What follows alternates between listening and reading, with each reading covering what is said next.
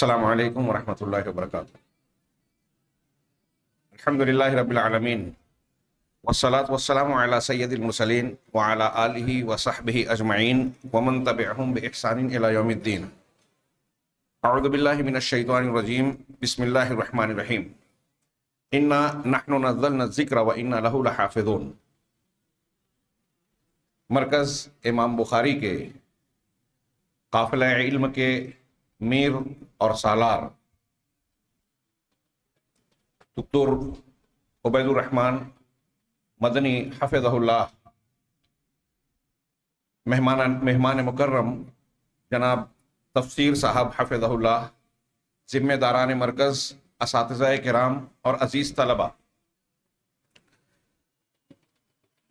پہلے خطاب جو تأثراتی خطاب تھا ایک طالب علم کی جانب سے، غالباً وسیم تھے، ان کا ایک جملہ کہ آج کا یہ لمحہ بڑا حسین و جمیل لمحہ ہے۔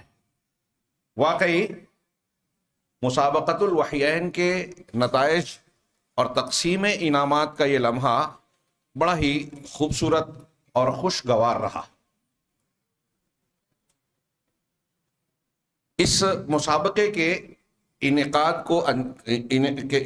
کا اہتمام کرنے والے، وہ چاہے اول طور پر ہمارے میر کارواں ہوں، ذمہ داران مرکز ہوں، پھر اس میں شرکت کرنے والے اور دیگر تمام مشارکین اور معاونین، سب کے سب ان لوگوں کے لیے ابھی یہ کہا جا چکا کہ ان کا شکریہ، اب ان کے لیے مبارکباد۔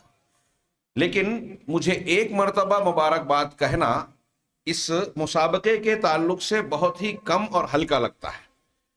برکت کی جتنی دعا دی جائے یہ کم ہے۔ میں سمجھتا ہوں مسابقات بہت ہوتے ہیں، ابھی ایک مسابقے کا اور اعلان ہوا، اس کا بھی مقام اس مسابقے سے غالباً کم نہ ہو، اس کی اپنی اہمیت و افادیت ہے، ہم اس پر گفتگو کرتے رہیں گے۔ لیکن دنیا میں اور جتنے مسابقات، وہ تعلیمی ہوں، کھیل کود کے ہوں یا دوسرے کوئی بھی کسی بھی میدان کے ہوں، ان تمام کے مقابلے میں میں علی وجہ البصیرہ یہ کہہ سکتا ہوں کہ یہ مسابقہ، جس کو ہم نے مسابقۃ الوحیین کا نام دیا، اس سے بہتر، اس کے درجے کا کوئی اور مسابقہ نہیں ہو سکتا۔ سب سے بہتر، سب سے اعلیٰ اور سب سے اہمیت کا حامل یہ مسابقہ ہے۔ کیوں اس مسابقے کی اتنی اہمیت ہے؟ میں اتنے اہل علم کے بیچ میں اتنے رسوخ اور وثوق سے کہہ رہا ہوں، یہ اس وجہ سے، جیسا کہ ابھی آپ نے سنا، شیخ صدیق کہہ رہے تھے کہ جب آپ کسی ایک آیت کو یاد کرتے ہیں، ایک حدیث کو یاد کرتے ہیں، تو آپ دین کی ایک بنیاد کو اپنے اندر ضم کر رہے ہیں، سرایت کر رہے ہیں۔ شیخ جنید صاحب نے یہ بات بیان کی کہ یہ ہماری بنیاد ہے۔ کیا؟ وحیین، قرآن اور حدیث، اللہ تبارک و تعالیٰ کی کتاب اور اس کے رسول صلی اللہ علیہ وسلم کی سنت، ان دونوں کو اگر چھوڑ دیا جائے تو یوں سمجھ لیجئے کہ یہ پوری کائنات بے مقصد ہو گئی۔ جس مقصد کے تحت رب نے ہم کو وجود بخشا، اس کائنات کو بنایا، اس کی یاد دہانی کے لیے، اس مقصد کو پورا کرنے کے لیے اگر کوئی چیز ہے تو یہی وحیین ہے، قرآن اور حدیث۔ اس سے دنیا کا کوئی بھی انسان، میں مسلمان نہیں کہہ رہا ہوں، دنیا کا کوئی بھی انسان اس سے بے نیاز رہ کر کامیاب ہو ہی نہیں سکتا۔ یہ ہمارے دین کی بنیاد ہے، جیسا کہ آپ نے سنا۔ اس لیے ان دونوں چیزوں کو یاد کرنا، ان سے وابستہ ہونا اور جڑنا، یہ دین کی بنیاد سے جڑنا ہے۔ ان سے کٹنا دین سے کٹنا ہے۔ ان کی حفاظت کرنا دین کی حفاظت کرنا ہے۔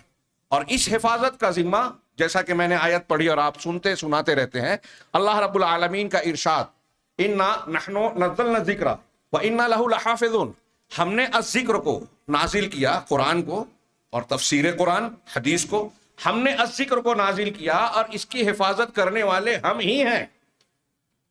اللہ کے نبی صلی اللہ علیہ وسلم نے ابھی ایک یعلمہم الکتاب والحکمہ والی آیت بھی آپ نے سنی۔ حدیث رسول میں حدیث کے حفظ اور اس کو آگے تک بڑھانے کی تلقین، تعلیم اور فضیلت بیان کی گئی، آپ نے یاد کیا ہے، نظر اللہ امرأ سمع مقالتی ثم وعاها ثم اداها الى من لم يسمع۔ اس شخص کو اللہ تعالیٰ تر و تازہ رکھے، یہ انعام ملے نہ ملے، رسول اللہ صلی اللہ علیہ وسلم کی یہ دعا ملے گی وحیین کو حفظ کرنے والوں کو، اس شخص کو اللہ رب العالمین تر و تازہ رکھے جس نے میری بات کو سنا، حدیث رسول سنی، پھر اس کو محفوظ کیا، یاد کر لیا، اور پھر اسے اس تک پہنچایا جس نے اسے نہیں سنا۔ یہ قرآن و حدیث، وحی اور دین کے زندگی اور اسے مسلسل آگے بڑھانے کا ایک ترقیاتی عمل ہے۔ اللہ تبارک و تعالیٰ نے دین کی حفاظت کا جو ذمہ لیا، وہ حفاظت کا اس حفاظت کا انتظام کیسے ہوا؟ آپ اور ہم درسن پڑھتے ہیں، تاریخی اعتبار سے پڑھتے ہیں، دین کی بنیادوں میں پڑھتے ہیں کہ کس طرح سے اللہ کے نبی جناب محمد رسول اللہ صلی اللہ علیہ وسلم کے عہد مبارک سے لے کر آج تک اس امت کے کچھ طبقات نے قرآن کو قرآن کی جمع و تدوین کا عمل انجام دیا، پھر قرآن کے ساتھ ساتھ احادیث رسول کی۔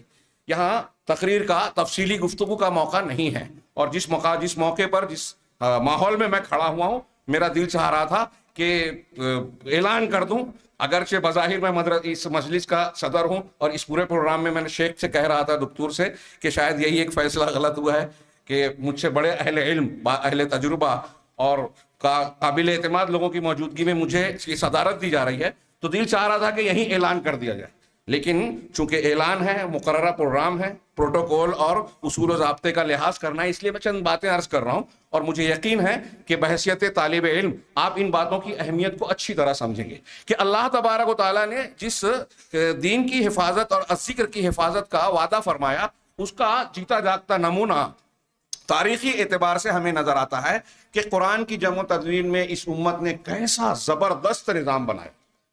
کسی امت میں دوسری یہود، نصارہ اور کسی اور مذہب کی بات آپ دیکھ لیں، کہیں آپ کو ان کی اپنی مذہبی کتاب کے تعلق سے ایسا عمل نظر نہیں آئے گا جو اہل اسلام کے یہاں، ہمارے یہاں الحمدللہ قرآن اور قرآن کے ساتھ ساتھ سنت رسول صلی اللہ علیہ وسلم کے ساتھ نظر آتا ہے۔ ہاں، یہ بات آپ سنتے اور پڑھتے رہتے ہیں، رمضان المبارک میں دہرائی جاتی ہے کہ قرآن کو جو حفظ کے لیے اللہ نے آسان کیا، اس کا نتیجہ ہے، اور قرآن کی حفاظت کا یہ انتظام ہے کہ آج دنیا میں کروڑوں کی تعداد میں، مبالغہ نہیں ہے، کروڑوں کی تعداد میں حفاظ قرآن پائے جاتے ہیں۔ اس کے بالمقابل یہودیوں کے یہاں توریت کو مانا جاتا ہے، لیکن توریت کا حافظ نہیں ملے گا۔ ہاں، نصارہ کے یہاں انجیل کے حفاظ نظر نہیں آئیں گے۔ ہاں، ہندوؤں کے یہاں وید کو لوگ کو یاد کیا ہو ایسا شاید ہی نہیں نظر آئے گا، اور دوسری مذہبی کتابوں کے اور ان کے ماننے والوں کے معاملات آپ کو ایسے ہی نظر آئیں گے، اور اس کے بالمقابل قرآن کے 100 200 لاکھ 2 لاکھ نہیں، اور یہ ایک بات نہیں کہ صرف ایک دور میں، ہاں، جب سے ہم لوگ تو قرآن کی آیتوں کے سلسلے میں اس کو قبول کرنے کے سلسلے میں ایک شرط مانتے ہیں کہ سارے کے سارے قرآن کا ایک ایک حرف اور لفظ 7 قرأتوں بلکہ 10 قرأتوں کے ساتھ تواتر کے درجے کو پہنچائے۔ ہر طبقے میں تاریخ کے اتنے لوگوں نے روایت کیا ہے کہ سب کے سب جھوٹ پر متفق ہو ہی نہیں سکتے، سب کے سب غلطی کر ہی نہیں سکتے۔ اللہ تبارک و تعالیٰ نے اس قرآن کی حفاظت کا ذمہ لیا۔ نبی کریم صلی اللہ علیہ وسلم کی احادیث اس قرآن کے ساتھ جڑی ہوئی ہے، اس لیے کہ وہ الفاظ ہیں تو یہ معانی اور تفاسیر ہیں۔ اگر الفاظ محفوظ ہوں، معانی نہ محفوظ ہوں تو بھی بے معنی ہوگا، لہٰذا دونوں کی حفاظت ضروری تھی۔ اللہ اور رسول صلی اللہ علیہ وسلم کی تعلیمات کا یہ نتیجہ تھا کہ امت نے صرف قرآن اور حدیث پر توجہ نہیں دی، اس کے متعلق آپ اس کو محفوظ بنانے کے لیے اس سے متعلق کئی علوم کو ایجاد کیا، فن اسماء الرجال، اور قرآن سے متعلق جو علوم ہیں، تجوید کا علم، قرأت کا علم، ہاں، اس کے معانی اور مطالب اور تفسیروں کا علم، اسباب النزول کا ایک مستقل شعبہ، ایسے مختلف شعبے بنائے گئے قرآن و سنت کے۔ اب اس تناظر میں آپ غور کیجئے کہ یہ جو مسابقۃ الوحیین ہے، یہ اسی ہمارے دین کی اس تعلیم سے، اور پھر یہ دینی تعلیم، اس دینی تعلیم کی بنیاد پر عہد صحابہ سے لے کر بعد کے ادوار تک جو سلسلہ چلا قرآن و سنت کو یاد رکھنے کا، حفظ کرنے کا، وہ اس تاریخ سے بھی جوڑنے کی ایک کوشش ہے۔ جنہوں نے بھی اس مسابقے کا انعقاد کیا، یہ جاننا اور ماننا چاہیے کہ وہ بڑی دیدہ ور شخصیت، گہری نظر والی اور بہت ہی اعلیٰ قسم کا مقصد رکھتے ہیں۔ اللہ تبارک و تعالی ہمیں اس مقصد میں کامیاب فرمائے، ہاں، کہ یہ ہمارے دین کی بنیاد سے اور ہماری تاریخ اور تاریخی روایت سے جوڑنے کی ایک کوشش ہے۔ قرآن کی حفاظت شروع میں کیسے ہوتی تھی؟ اگرچہ کہ اس کی کتابت کا انتظام بھی رسول اللہ صلی اللہ علیہ وسلم نے فرمایا تھا، لیکن آپ اور ہم جانتے ہیں، پڑھتے پڑھاتے ہیں کہ صحابہ کے زمانے میں زیادہ انحصار حفظ پر تھا، قرآن کو یاد رکھنے پر. اور اس زمانے میں قرآن کو یاد رکھنے کا ایسا زبردست اہتمام تھا کہ قرآن کے ساتھ ساتھ اس سے متعلقہ امور کو، اسباب نزول ہوں، قرآن کے الفاظ کے عربی استعمال ہوں، اس لفظ کا وہی معنی جو قرآن میں استعمال ہوا ہے، اس معنی کو ادا کرنے کے لیے اہل عرب اسی لفظ کو اس معنی میں استعمال کرتے تھے. اس پر جو ہے ہمارے صحابہ کرام کہتے ہیں، ایک روایت نقل کیا اہل تفسیر نے کہ حضرت ابن عباس سے کسی شخص نے آ کر قرآن کے 100 الفاظ کے بارے میں معنی پوچھا کہ یہ لفظ اللہ نے اس کلام میں استعمال کیا ہے، اس کا یہ معنی ہے، کیا اہل عرب اسی معنی میں اس لفظ کو استعمال کرتے ہیں؟ آپ کے پاس کوئی ثبوت ہے؟ تو ہر لفظ کے لیے انہوں نے عرب کا، پرانے اہل عرب میں سے کسی ایک شاعر کا شعر پیش کیا، 100 الفاظ کے لیے 100 شعر پیش کیا. آپ غور کیجئے کہ صرف قرآن نہیں، قرآن سے متعلق اس کے معنی اور مفہوم کو ظاہر کرنے کے لیے عہد صحابہ اور سلف میں کیسا زبردست اہتمام تھا. تو حفظ پر زیادہ اہتمام تھا. پھر آگے چل کر حدیث رسول کو بعد میں بتدریج جب یہ خوف پیدا ہوا کہ قرآن یا حدیث کا علم ضائع ہوگا، تو بتدریج، تفصیل کا موقع نہیں ہے، امام بخاری نے صحیح بخاری میں حضرت عمر بن عبدالعزیز رحمہ اللہ کے خط کا ذکر کیا ہے کہ انہوں نے امام زہری وغیرہ کو اس کام پر مامور کیا، حدیثوں کی اکٹھا کرنے کی کوششیں شروع ہوئی، مختلف کتابیں اور تحریریں منتشر تھی، لیکن اس وقت بھی زیادہ تر حدیثوں کا جو ہے اہتمام قوت حافظہ پر مشتمل تھا. آہستہ آہستہ یہ علم جب آگے بڑھا تو جمع و تدوین کے لیے کیسے زبردست اہتمام ہوئے. آج ہمارے یہاں یہ چند کچھ حدیثوں کا حصہ یاد کرنے پر ہم بہت خوش ہو رہے ہیں، اور ہونا بھی چاہیے، لیکن ہمارے اسلاف میں جس طرح حافظ قرآن ہوتے تھے، حافظ حدیث ہوتے تھے. اور آپ نے اصطلاح میں پڑھی ہے کہ حدیث کا حافظ، اس کی کئی نام ہے، حجت الحدیث، حجہ بھی ایک اصطلاح ہے. حافظ کم سے کم ہے جس کو کم سے کم 1,00,000 احادیث، صحیح سے غلطی تو نہیں کر رہا ہوں، حافظ 1,00,000 احادیث، اور وہ ایسے ہی نہیں، صرف متن سند کے ساتھ، جس کو حفظ ہوتی تھی اس کو حافظ حدیث کہا جاتا تھا. آپ غور کیجئے، یہ مسلمانوں کے دور عروج، ارتقاء اور بلندی کے موقع کی باتیں ہیں. اس لیے میں یہ کہہ سکتا ہوں کہ اگر ہم وحیین کو یاد کرنے اور پھر اس کے تقاضے کو پورا کرنے کی کوشش میں منہمک لگ جاتے ہیں تو ہم اپنی ترقی کی طرف پلٹ رہے ہیں. مسلمانوں نے بعد میں وحیین سے اعتنا، توجہ کم کی، اور نتیجہ جیسا کہ شیخ صدیق نے ابھی موبائل کی مثال دی کہ جب یہ نہیں تھا تو ہم لوگ دماغ میں محفوظ رکھتے تھے نمبرات، اور جب تحریر پر انحصار ہونے لگا تو ہمارا حافظہ کمزور سے کمزور تر ہوتا گیا. تو دماغ کا جتنا استعمال کیا جائے دماغ اتنا کام کرتا ہے. یہ ایک تجربے کی بات ہے، اہل علم اسے جانتے ہیں اور لوگ تجربہ کر سکتے ہیں. تو ایسے ہی ہمارے اسلاف قوت حافظہ پر اعتماد کرتے تھے. محدثین میں کیسے کیسے حافظین حدیث گزرے تھے، اللہ رب العالمین نے اسی اعتبار سے ان کو یہ قوت عطا فرمائی تھی. امام ترمذی کے بارے میں کہتے ہیں، استاذ املا کرا رہے ہیں، وہ انگلی پھیر رہے ہیں، استاذ نے دیکھ لیا، ناراض ہوئے تو کہا کہ آپ اپنا دیا ہوا سبق مجھ سے سن سکتے ہیں. تو پہلے کے دنوں کی اور بات کی جتنی حدیثیں پوچھی انہوں نے، جیسے استاذ نے حفظ کرایا تھا ویسے ہی سنا دی. ہم نے سنا واقعہ کہ امام بخاری کا امتحان لینے کے لیے اہل بغداد نے، یا کہاں کے لوگ تھے، انہوں نے 10 لوگوں کو 10 حدیثیں سند کے ساتھ الٹ پلٹ کر کے غلط سلط بنا کر امام بخاری کے سامنے پیش کروائی. امتحان لینا تھا قوت حافظہ کا. آپ سوچئے کہ یہ تو ہم لوگوں کو کتنا موقع دیا گیا کچھ چیزیں یاد کرنے کے لیے. امام بخاری کے سامنے وہ غلط سند کے ساتھ غلط روایتیں پیش کی گئی. ان کا یہ میں نہیں جانتا، یہ میں نہیں جانتا. 100 حدیثیں کہا اور کوئی ہے؟ کہا نہیں. آپ نے اس کے بعد کھڑے ہو کر ان 100 حدیثوں کو ترتیب وار پیش کیا کہ سب سے پہلے فلاں صاحب کھڑے ہوئے، انہوں نے پہلے یہ روایت پیش کی، سند اس طرح پڑھی اور اس طرح سے روایت پیش کی، لیکن یہ روایت میں جو جانتا ہوں وہ اس سند سے اس طرح ہے اور صحیح روایت یہ ہے. دوسرے نمبر پر یہ پیش کی، 100 حدیث کا تجزیہ کر دیا، غلط بھی سنا دی جو ان لوگوں نے بنائی تھی. اللہ رب العالمین نے یہ قوت حافظہ دیا تھا. تو آپ حفظ کریں گے، وحیین پر اعتنا اور توجہ دیں گے تو آپ کے حافظے کو قوت بھی اللہ رب العالمین بخشے گا. اور آپ وحیین کو مضبوط بنائیں گے تو جیسا کہ میں نے ایک لفظ ایک جملہ استعمال کیا، اس کو بھی سرسری نہ لیا جائے کہ یہ ہمارے ترقی اور عروج کی ضمانت دیں گے.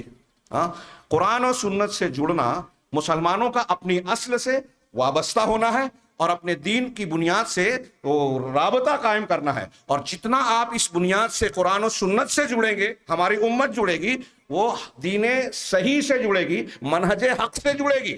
اور اس سے جتنا تمسک کم ہوگا, جن روایتوں میں قرآن کی آیتوں میں تمسک بالکتاب و سنہ کی تعلیم ہے, استمسک بالذی اوحی الیک قرآن میں بار بار کہا گیا, اسی طرح حدیثوں میں اللہ کے رسول صلی اللہ علیہ وسلم کی وہ حدیث ہم بار بار سنتے ہیں, ترکت فیکم امرین لن تضلوا ما ان تمسکتم بہما, کہ جب تک ان دونوں چیزوں کو تم مضبوط پکڑے رہو گے کبھی گمراہی نہیں آئے گی.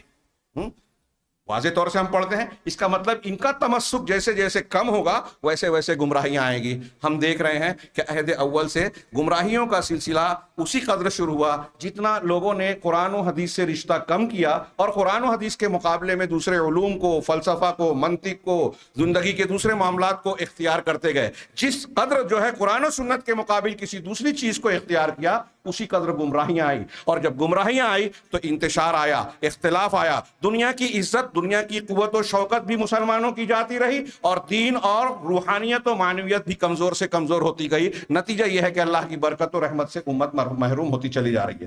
مختصر یہ کہ وحیین یعنی قرآن و سنت سے وابستہ ہونا ہمارے لیے ہر اعتبار سے سعادت ہے, برکت کا باعث ہے, فائدہ مند ہے. ابھی انعام کی بات ہو رہی تھی, اس میں کوئی شک نہیں کہ پہلا انعام لے کر عمرے کی سعادت پانا یہ ایک اعزاز کی بات ہے, بالکل صحیح ہے. لیکن جیسا کہ اساتذہ کرام بار بار کہہ رہے ہیں کہ جن کو انعام نہیں ملا وہ کبیدہ خاطر نہ ہوں, دل چھوٹا نہ کریں. میں تو یہ کہوں گا کہ جن لوگوں نے بھی, چاہے وہ آخری نمبر پہ کیوں نہ آیا ہو, اگر آپ نے چند آیتیں اور چند حدیثیں یاد کی ہے تو یہ حفظ ہو جانا آپ کے لیے کسی عمرے کی سعادت سے کم نہیں ہے. کہ آپ کا دل و دماغ, آج دیکھیے دنیا میں لوگ ٹی وی چینل دیکھنے والے, موبائل سے لگے رہنے والے, ماحول میں جو گندگیاں ہیں اس کو بار بار سننے والے, بری صحبتوں میں رہنے والے, کیا حفظ کر رہے ہیں دماغ میں. ہر انسان وہ کسی بھی کہیں کا رہنے والا ہو, اپنے ذہن و دماغ میں, دل و دماغ کے برتن میں کچھ نہ کچھ بھر رہا ہے, کچھ نہ کچھ یاد کرتا ہے. ہم دیکھتے ہیں کہ ایک اچھے گھر کا بچہ جو ہے وہ اپنے والدین سے اچھی باتیں جب سنتا ہے تو وہ بھی اس کی زبان سے ہمارے سامنے الحمدللہ, سبحان اللہ, جزاک اللہ نکلتا ہے. اور ایک گھر کا ماحول اگر برا ہے, گندا ہے, تو اس بچے کو بھی ہم سنتے ہیں, کچھ لوگ خوش ہوتے ہیں کہ وہ گالیاں دے رہا ہے اس لیے کہ وہ اپنے ماں باپ کو, اپنے بڑوں کو گالیاں دیتے سنتا ہے. اس تناظر میں رک کے شاید بعد میں بھول جاؤں, مبارکباد دیتے ہوئے میں بطور خاص ہمارے میر کارواں شیخ عبید الرحمن مدنی حافظ اللہ کو خصوصی مبارکباد دیتا ہوں.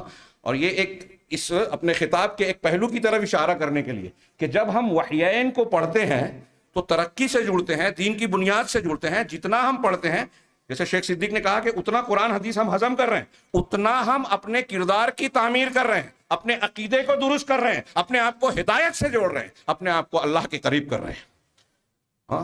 اور یہ تربیت کے لیے, تعلیم و تربیت کے لیے بہت ہی اہم عنصر ہے.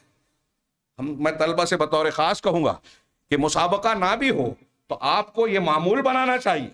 ہمارے الحمدللہ مرکز الامام البخاری کے نصاب میں شیخ صدیق نے بتایا کہ ایک آدمی پورا دورانیہ گزارتے گزارتے 12 پاروں کا قرآن کا حافظ ہو جائے گا اور 250 کے قریب حدیثوں کا حافظ ہو جائے گا اگر وہ اس کو سنجیدگی سے کرتا ہے. آپ کے اندر اس سے زیادہ کی طلب ہونی چاہیے, اس کو مضبوط بنائیں. اور یہ ایک مسابقے کے بعد دوسرے مسابقہ, اس کو صرف مسابقے کی حیثیت سے نہ دیکھیے, یہ دیکھیے کہ اہل مرکز نے, یہاں کے ذمہ داران نے آپ کو بہترین دسترخوان بنا کر دیا ہے زندگی میں کامیابی حاصل کرنے کے لیے. اور یہیں یہ بات بھی یاد رکھیے کہ صرف یاد کر لینا یہ آپ کی منزل نہیں ہے, یہ منزل کے لیے آپ کے سفر کی تیاری اور آپ کو ہتھیاروں سے مسلح کرنے کی ایک کوشش ہے. اگر آپ اپنے گھروں میں اس قرآن و حدیث کو جو آپ نے حفظ کیا ہے اس کو اگر بیان کرتے ہیں, اپنی زندگی میں استعمال کرتے ہیں, تو یہ آپ کی شخصیت کی, آپ کے گھر کی تعمیر کا حصہ ہوگا.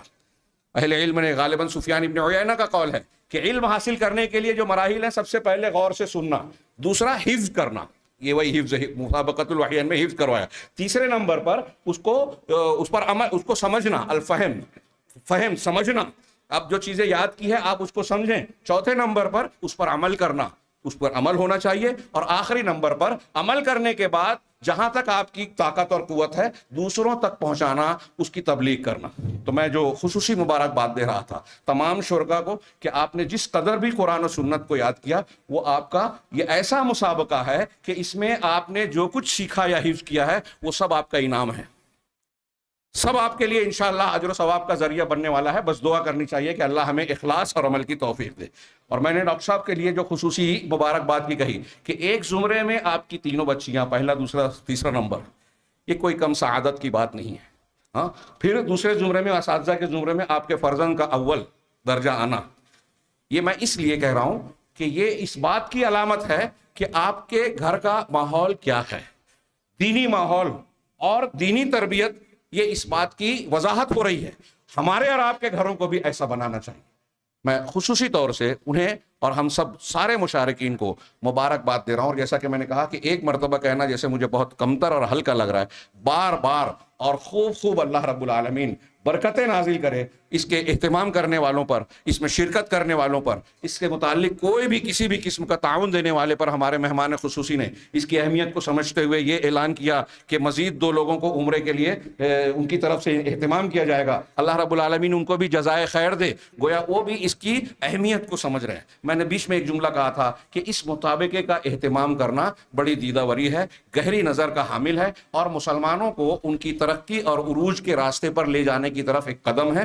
یہ مسابقہ ہمارے یہاں اس کو خوب اچھی طریقے سے بہترین ماحول بنایا جائے، اور پھر اس سبق کو ہمیں امت کے عام افراد تک، قوم اور معاشرے اور سماج تک اسے پہنچانا چاہیے کہ اللہ کے نبی صلی اللہ علیہ وسلم کی تلقین کے مطابق گمراہیاں جو سب طرف پھیل رہی ہیں، اور ان گمراہیوں کے نتیجے میں جو فتنے مسلمانوں کا تعاقب کر رہے ہیں، ان کا علاج، ان کی کاٹ یہی ہے کہ وحیین سے اپنے آپ کو جوڑا جائے. اللہ رب العالمین ہمیں اس کی توفیق عطا فرمائے، اور اس مسابقے کو جو مقصد ہے اس مقصد تک پہنچنے کا ذریعہ بنائے. اور جن لوگوں نے بھی اس کا اہتمام کیا، اس میں شرکت کی، کسی بھی قسم کا تعاون دیا، رب العالمین ان سب کی کوششوں کو شرف قبولیت بخشے اور دنیا اور آخرت میں نجات و سعادت کا ذریعہ بنائے. وآخر دعوانا الحمدللہ.